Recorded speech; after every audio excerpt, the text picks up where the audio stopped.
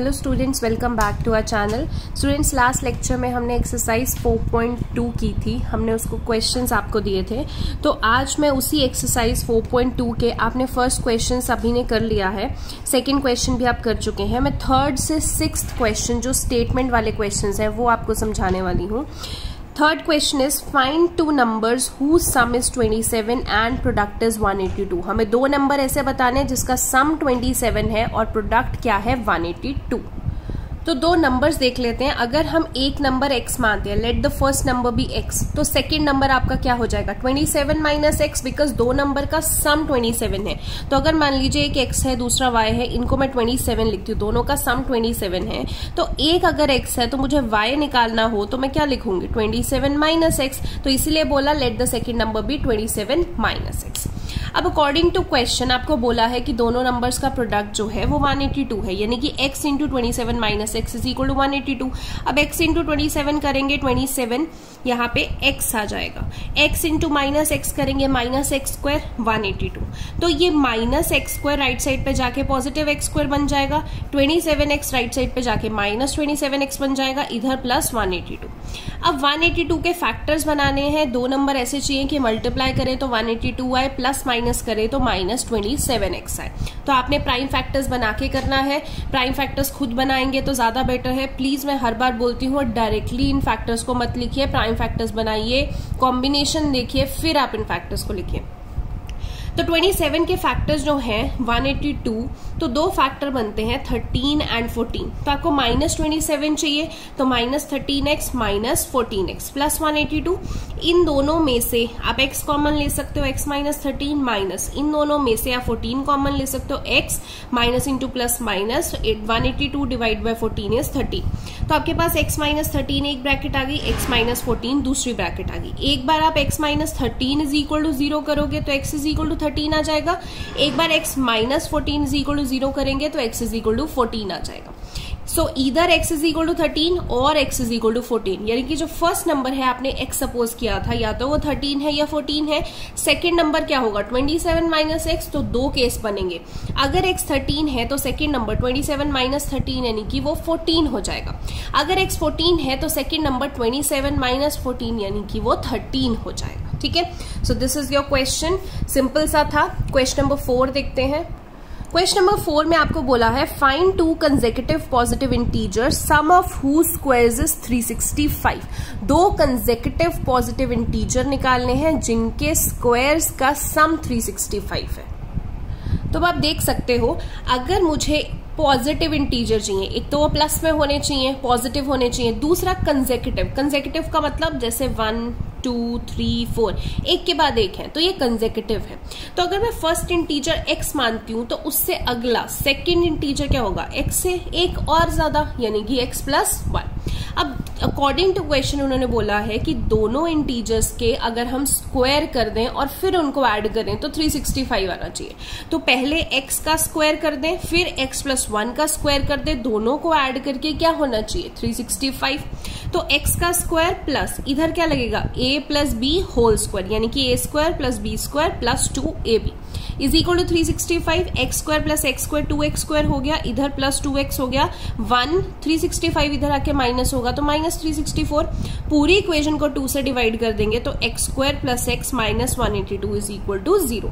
अब फिर से हमें 182 के फैक्टर्स चाहिए कि हमारे पास प्लस 1 आ जाए। तो हम लास्ट क्वेश्चन में भी कर चुके हैं, 182 के फैक्टर्स बना चुके हैं 13 एंड 14। हमें प्लस 1 चाहिए, यानी कि प्लस 14 माइनस 13। तो x square plus 14x minus 13x minus 182, दोनों में से हम x कॉमन ले लेंगे तो x प्लस 14 आ जाएगा, माइनस इन दोनों में से 13 कॉमन ले लेंगे तो x प्लस 14। सो इधर x plus 14 is equal to 0 और x minus 13 is equal to 0। अगर x प्लस 14 को 0 के इक्वेट करते हैं x की वैल्यू माइनस 14 आ जाती है। अब हमें तो क्वेश्चन में बोला कि पॉजिटिव इंटीजर चाहिए, तो नेगेटिव वैल्यू हम नहीं रख सकते, तो दिस वैल्यू गेट्स रिजेक्टेड। ऐसे ही x minus 13 is equal to 0, तो x की वैल्यू क्या आ जाएगी 13। सो यानी कि हमारा फर्स्ट इंटीजर क्या है 13। सो फर्स्ट इंटीजर 13 है तो सेकंड क्या होगा x प्लस 1 यानी कि 13 प्लस 1 14।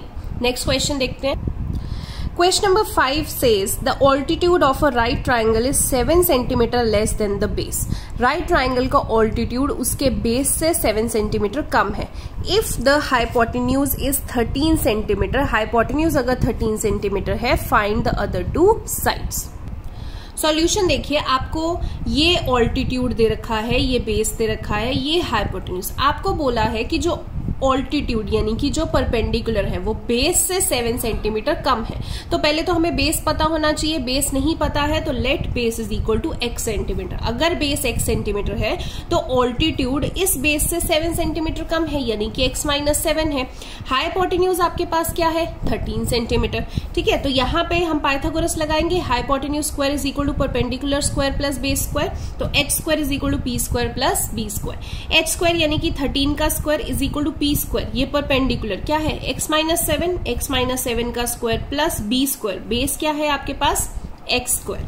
तो यहाँ पे 13 का स्क्वायर 169, यहाँ पे आप a माइनस बी स्क्वायर लगाएंगे, a square plus b square minus 2ab plus x square. अब x square plus x square 2x square minus 14x, 49 यहाँ पे आ गया, ये माइनस 69 हो जाएगा इधर आके। 2x स्क्वायर माइनस 14x, दोनों को माइनस करके माइनस 120 आया। अब पूरी इक्वेशन 2 से डिवाइड हो सकती है, तो x square minus 7x minus 60x। ठीक है, अब 6 फिर से क्वाड्रेटिक इक्वेशन बन गई। हम स्प्लिटिंग द मिडिल टर्म से इसको सॉल्व कर सकते हैं, यानी कि 60 के फैक्टर चाहिए। तो दो नंबर जिनको मल्टीप्लाई करके 60 आए, 12 एंड 5, और इनको माइनस करके माइनस 7 भी आ जाएगा, यानी कि मुझे माइनस 12x और प्लस 5x करना पड़ेगा।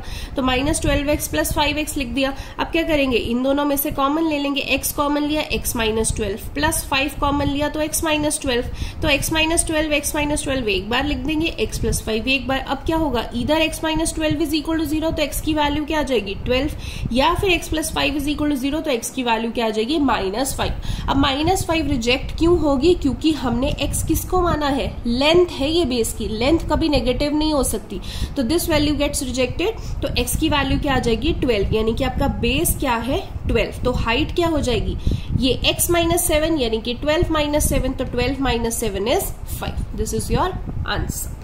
लास्ट क्वेश्चन देखते हैं इस एक्सरसाइज का, ये इंपॉर्टेंट भी है।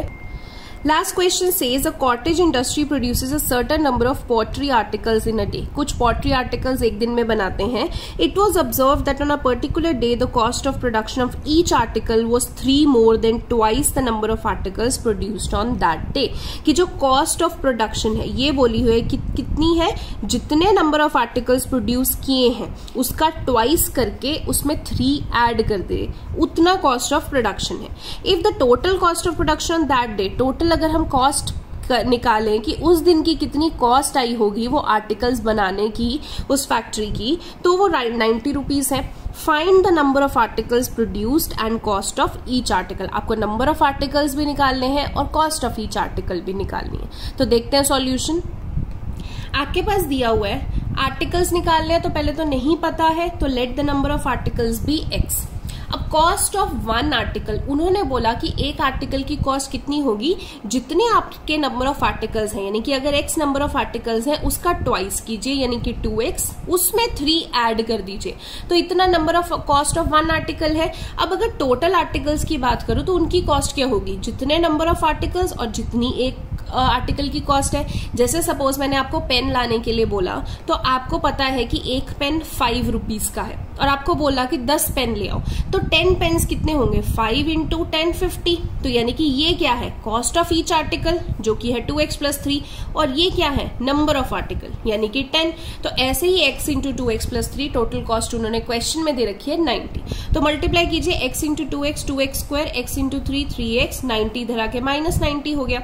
अब 2 इंटू 90 क्या हो जाएगा? 180। मुझे 180 के प्राइम फैक्टर्स बनाने हैं, 2 नंबर चाहिए कि मल्टीप्लाई करने पे 180 आए। तो प्राइम फैक्टर्स बना के आप देखोगे आपके पास वो 2 नंबर 15 एंड 12 आ रहे हैं, और माइनस करके क्या आना चाहिए? 3। तो 15 माइनस 12, तो 15x माइनस 12x। इन दोनों में से आप कॉमन लोगे तो x आ जाएगा, तो 2x प्लस 15 माइनस, इन दोनों में से 6 कॉमन ले लोगे तो 2x प्लस 15। ये ब्रैकेट और ये ब्रैकेट सेम आ रही है तो कॉमन ले लोगे, x माइनस 6 एक बार।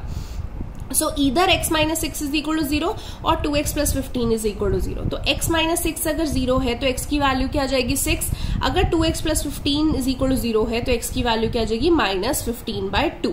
अब देखो x आपने किसको माना था, number of articles. Number of articles कभी फ्रैक्शन में थोड़ी हो सकते हैं, मैं आपको ऐसे नहीं बोल सकती आप 10.5 पेन ले आओ, 10 होगा या 11 होगा, राइट। तो x माइनस 15/2 रिजेक्ट हो जाएगा और x कितना रह जाएगा 6, यानी कि नंबर ऑफ आर्टिकल्स आपके पास 6 है। आपको कॉस्ट भी पूछी है एक आर्टिकल की, तो वो कितनी है 2x प्लस 3, तो 2 इंटू एक्स की वैल्यू 6 प्लस 3 यानी कि 15 रुपीज। साइन लगाना जरूरी है, यूनिट लिखनी जरूरी है, तो 15 रुपीज आपकी कॉस्ट है, ठीक है। तो इसी के साथ आपकी एक्सरसाइज खत्म होती है। एक एग्जाम्पल नंबर 3 में एक बच्चे को डाउट था, तो वो भी मैं एक्सप्लेन कर देती हूँ। एग्जाम्पल नंबर 3 में आपको बोला है इसको फैक्टराइज कीजिए, ठीक है। बहुत ही सिंपल सा है ये फैक्टराइज करना।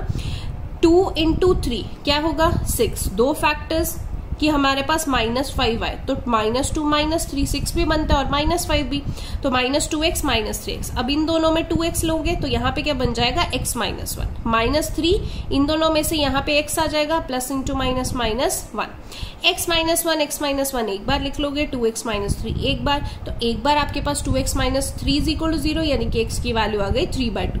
एक बार x -1 इज इक्वल टू 0 यानी कि x की वैल्यू आपके पास क्या आ गई 1, ठीक है। तो इसी के साथ आपकी एक्सरसाइज खत्म होती है। इस लेक्चर में इतना ही, नेक्स्ट लेक्चर में नेक्स्ट एक्सरसाइज करते हैं। Thank you so much.